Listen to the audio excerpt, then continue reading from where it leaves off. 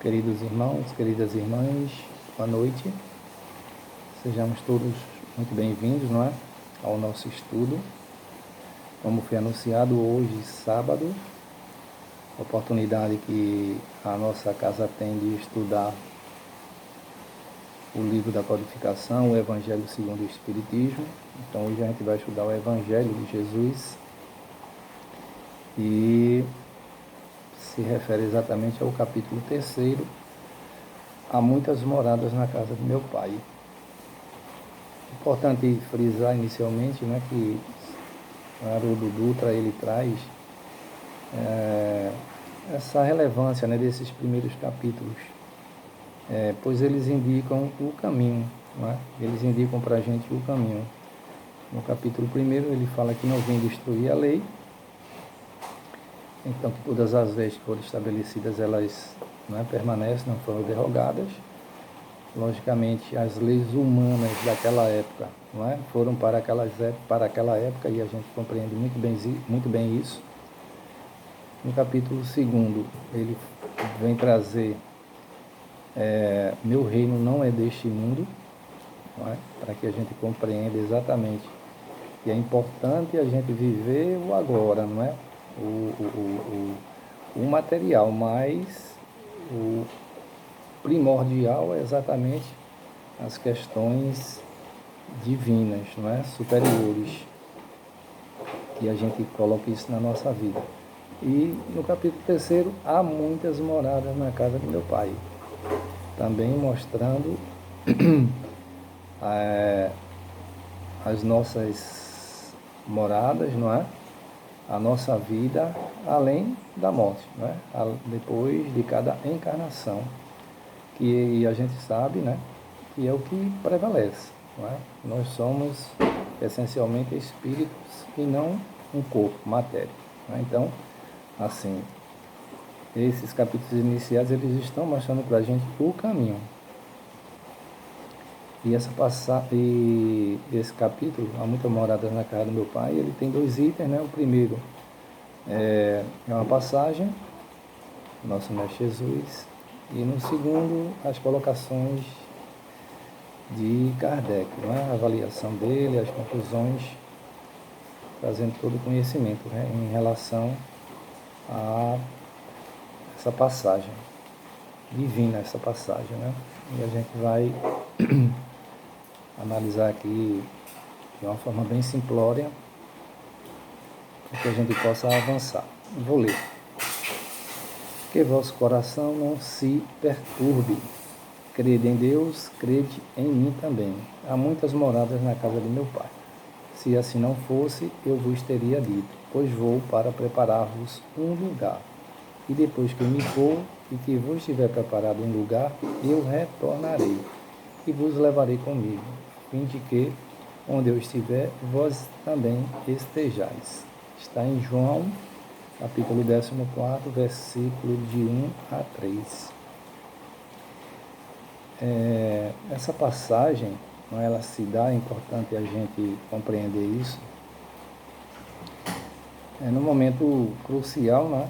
Jesus está reunido com todos os discípulos, são momentos finais, né? Uma das últimas reuniões que ele tem com os discípulos, e está anunciando exatamente que foi chegada a hora, né? E ele vai ter que partir, vai ter que deixar os discípulos, e que o que foi escrito vai ter que ser cumprido. Imagine, né? Que situação. Ele tendo consciência de tudo que vai acontecer com ele, e ao mesmo tempo ele tem que fortalecer, né? Que essa mensagem é de fortalecimento, é de consolo, né? Mas principalmente de fortalecimento, de encorajamento. Por isso que ele coloca aqui, né? Crede em Deus, crede em mim, ou seja, confia, né? Confia em Deus e confia em mim também. Isso é fundamental naquele momento, porque imagine, né? Com o afastamento dele em carne, não é? Aquela vivência ali, rotineira, Jesus precisaria se afastar, e aí como é que cada discípulo daquele, né, ficaria? como estaria o seu encorajamento, a sua fé, a sua determinação para seguir adiante com o Evangelho, né? Porque se eles fracassassem, a missão do Mestre também não não fatalmente, mas poderia ser prejudicada e seria prejudicada, com certeza, porque a semente tinha sido plantada, né?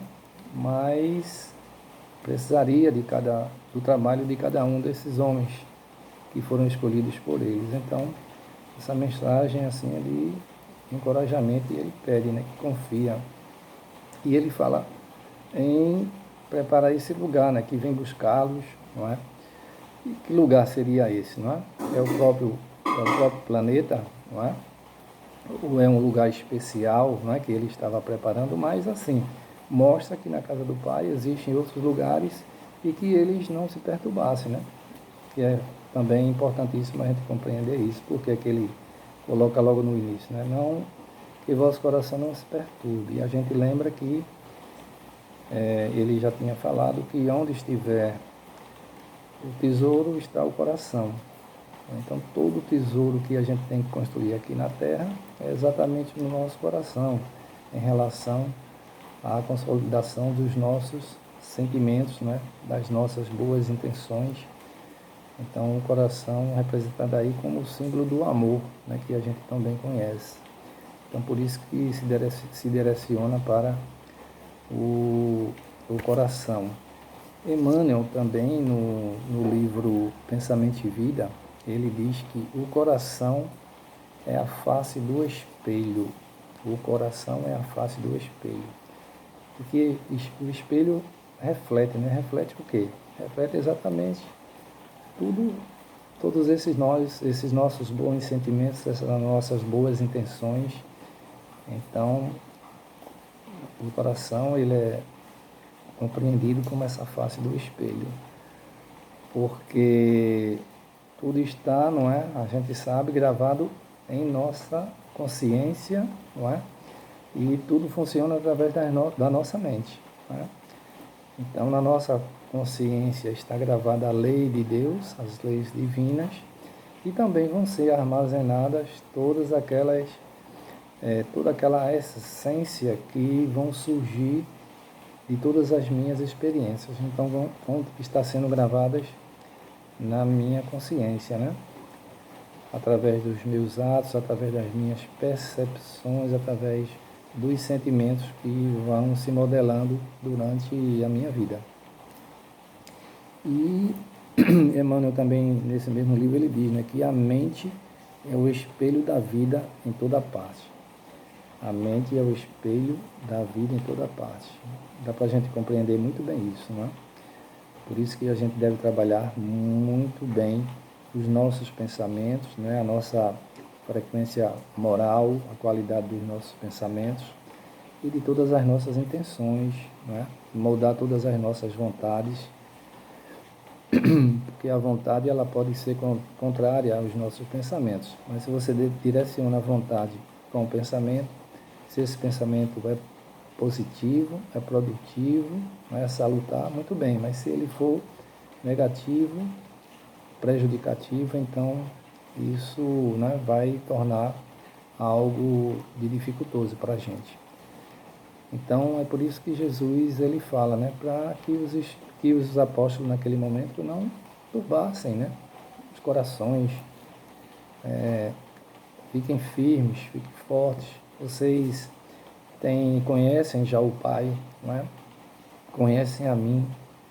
Então eu sou a figura, né, que personificada aqui, que estou mostrando para vocês como é o Pai, como é Deus, não é?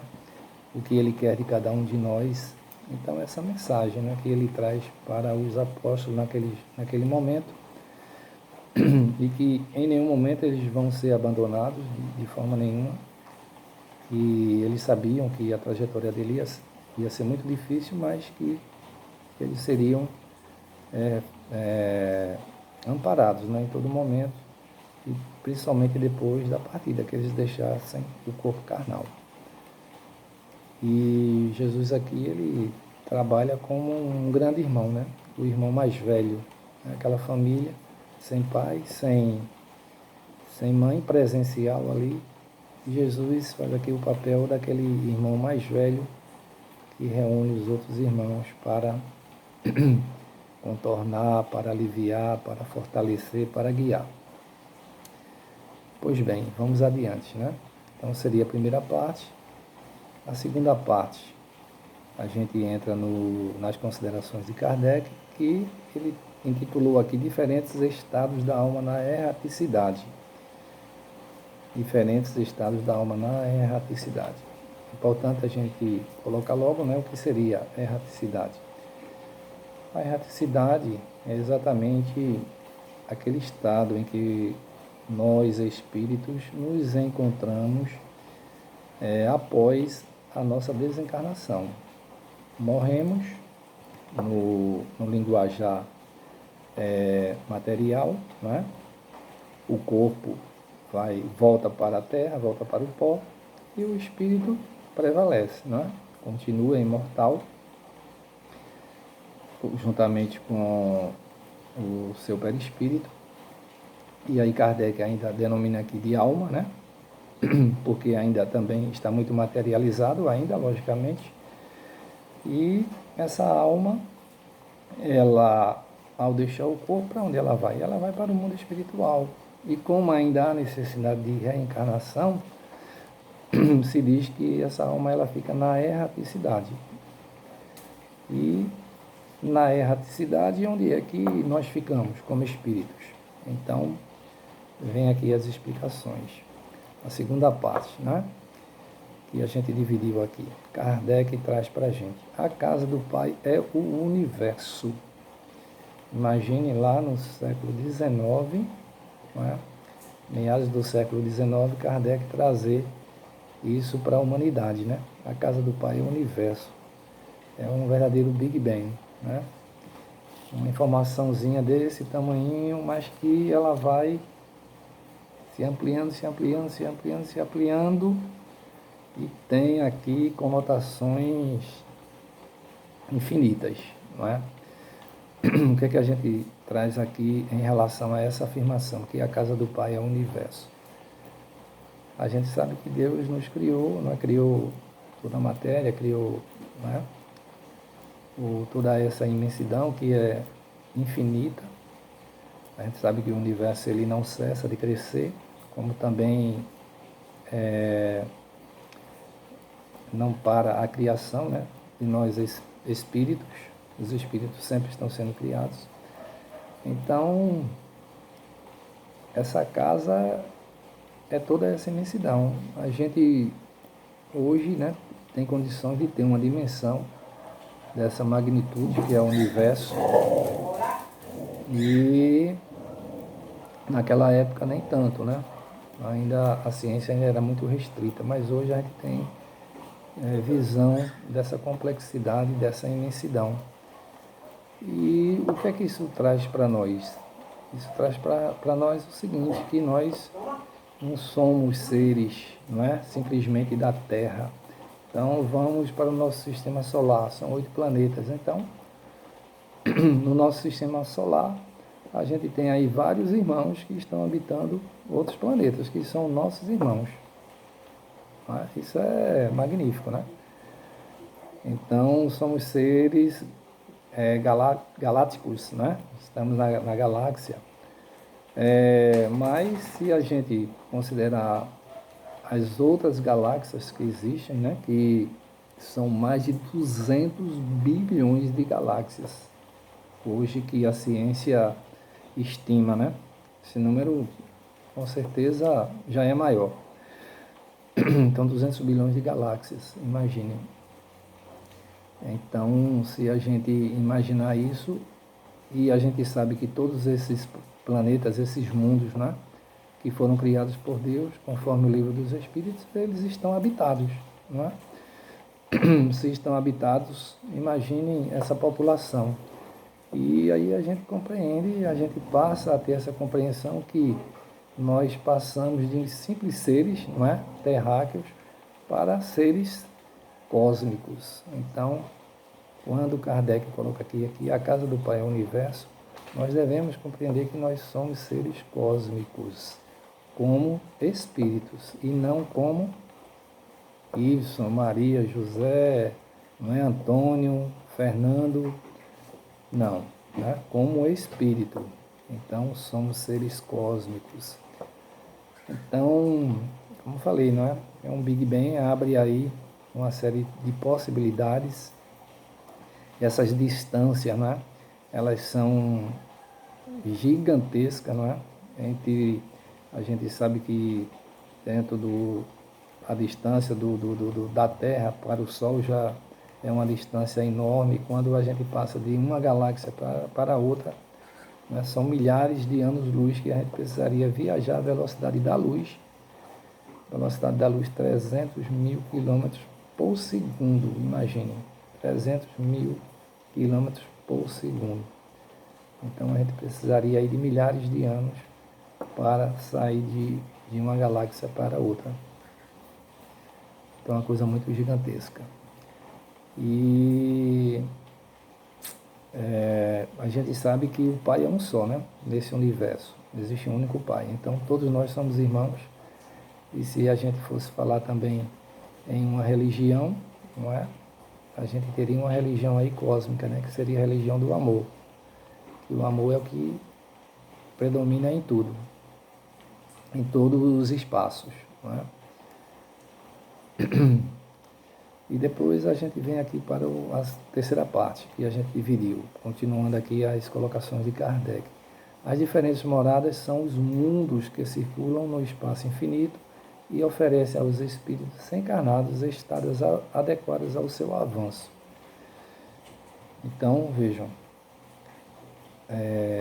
essas moradas, né, são esses mundos que circulam no espaço e que eles vão servir exatamente para cada um de nós, de acordo com o nosso avanço. Que avanço é esse? De acordo com a minha evolução, né? Esse avanço se refere à nossa evolução. Cada orbe desse, não é? Ele tem uma determinada condição evolutiva também e vai estar de acordo com o meu estado evolutivo. Aí vai influenciar principalmente, não é? a minha condição fluídica, e o meu estado mental, não é? A minha condição mental. Como é que eu estou em relação à matéria? Eu estou muito apegado à matéria, estou muito desapegado, ou seja, estou materializado ou estou desmaterializado?